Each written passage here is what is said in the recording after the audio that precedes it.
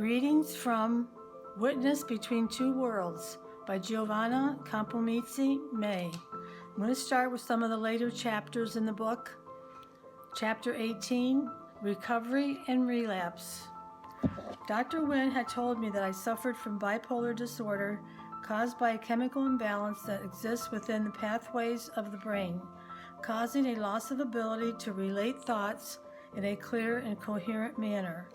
By the 17th of August, 1981, the medications were suppressing the bombardment of disjointed thoughts, allowing me to think more clearly.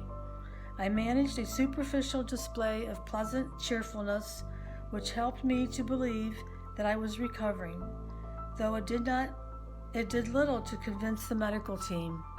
Though my health was returning, beneath the portrayal of contentment, anger simmered and that I could not conceal.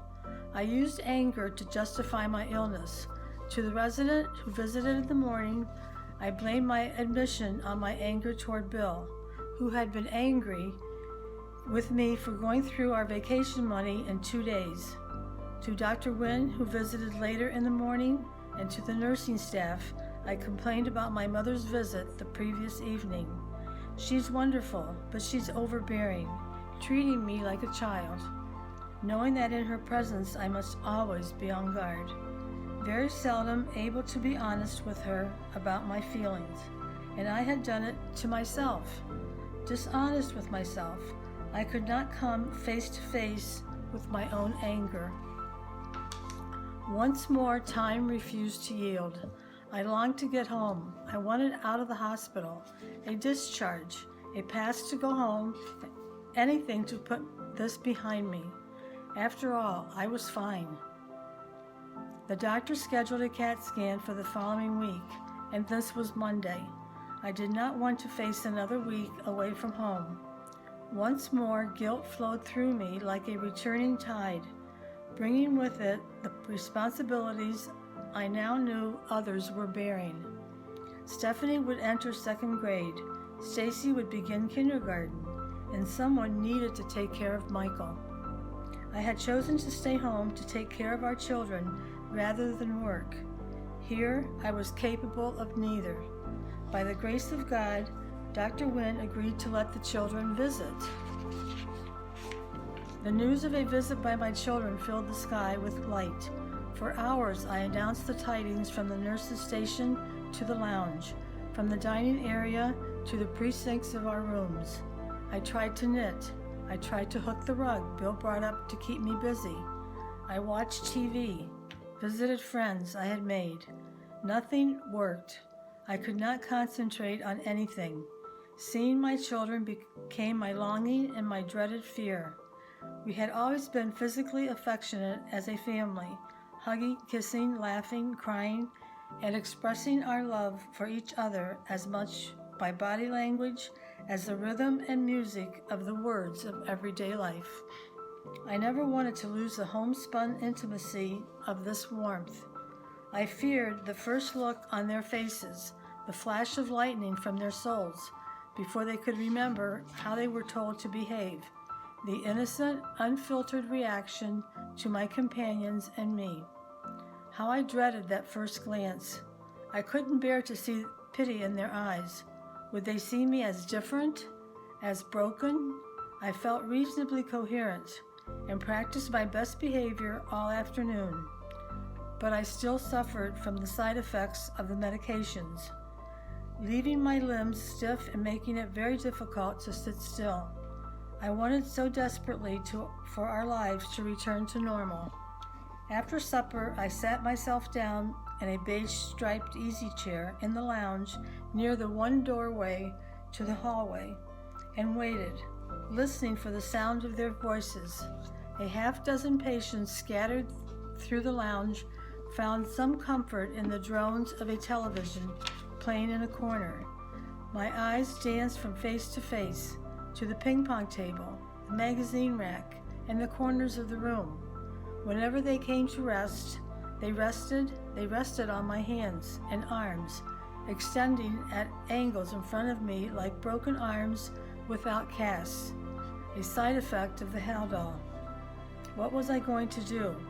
I wanted nothing more than to see my children, but the anguish tore me in two. Delighted at their coming, at the same time devastated, like a raised city welcoming her children home. Ashamed that they had to see their mother like this. Who can say how many thoughts conspire to make us humane or inhumane? Who knows how many fragments of hell I had drawn up from the bowels of human existence and pounded and fought and cursed and raged into a purgatory of desperation, without relief, just days before. What would I say? How would I behave? Would I do or say something wrong? And the greatest fear of all, would they still need me? I heard them before I saw them. I started crying. Until that moment, I never knew I could miss anyone so deeply. I cried for joy. I cried for despair. They were too young to understand. Would I lose them and what I had been through? Stephanie skipped into the lounge, followed by Stacy and Michael, all giggling with delight, utterly indifferent to their surroundings, the center of their lives focused on one human being. I had not seen them in 10 days, 10 days of forever, spilled through their eyes and filled the room with light. Bill stopped short, just inside the door, silent. Like three beautiful butterflies, Stephanie, Stacy, and Michael fluttered around me. Like a caterpillar transformed by the solitary isolation of a cocoon into a butterfly, I soared into their freedom. Small and delicate, they wrapped their love around me. I don't know how long their visit lasted. All I know is that their innocence endured my sense of failure. I felt the strength of their presence. Nothing to this point had given me such a feeling of recovery. Nothing to this point had given me more of a reason to live. We hugged and said goodbye. Their feet shuffled down the hall. I felt like my world was leaving with them. I sat mute in the lounge, deep in thought, unable to recognize myself, unsure of what I was feeling. I felt a profound sense of relief in the presence of my children, so grateful that to them I was still mom, soothed by their falling all over me and, in their innocence, unable to judge me as anyone other than the person they had always known. Their ease with the circumstances allowed me to fathom from this morass of confusion a purpose for being, beyond the mere will to survive. So strange that when I was admitted to the hospital, I was convinced absolutely that I was perfectly healthy. Now I began to see how sick I had been, how I needed to get well for them, because they loved me without judging me. They could not feel my fear. They could not see the debris within me from the days of battle for my sanity. Earlier in the day, I had agreed to Dr. Wynn's request that I remain in the hospital until a CAT scan and EEG were completed the following week, and to allow the staff time to adjust med doses and to discuss at length a workable discharge plan for my return home. Now I sat lost in my thoughts. Was it minutes? An hour? Time again had lost its significance. Until a nurse arrived, sat next to me, and asked how things were going. I spoke openly with her about my need to go home the following week in order to get the children ready for their return to school. I wanted passes to go home. After some time in the lounge, I returned to my room. That night, my illness paid another visit. I had pinned my hopes on a return to normalcy, or what I call normalcy, a return to home, life, my husband and children, the daily routine of our American dream, and denial. I wanted nothing more than release from the hospital, to put it all behind me, to pretend as I did in 1968, but looking behind the mask of who I pretended to be, this was the terror of it all. In the end, how alone we really are.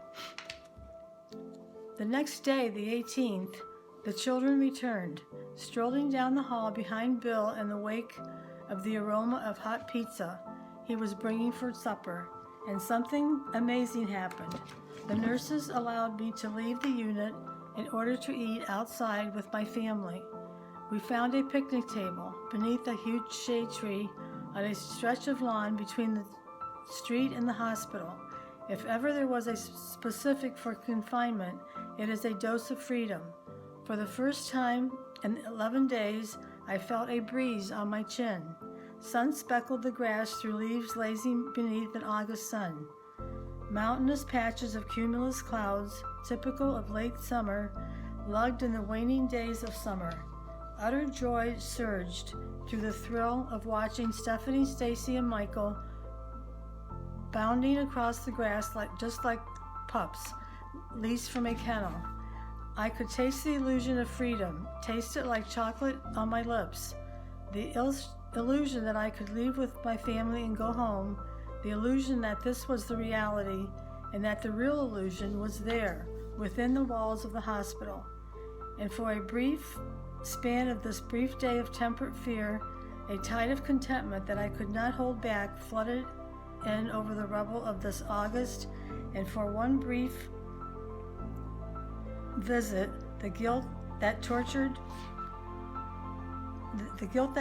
me slipped beneath the tide and disappeared.